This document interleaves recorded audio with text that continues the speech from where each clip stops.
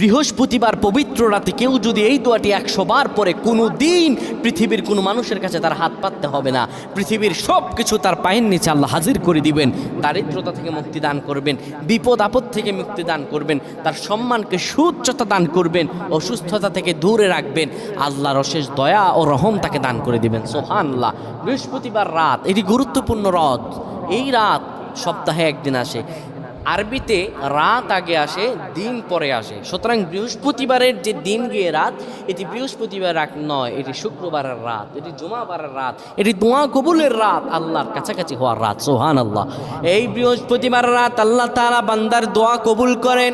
কেউ যদি বৃহস্পতিবার রাতে ঈশা নামাজের পরে পবিত্র হয়ে ইয়া হাইয়ু ইয়া হাইয়ু ইয়া হাইয়ু ইয়া রফিয়ু ইয়া রফিয়ু ইয়া রফিয়ু এই দোয়াগুলো পড়তে পারে 100 বার, আল্লাহ রাব্বুল আলামিন তার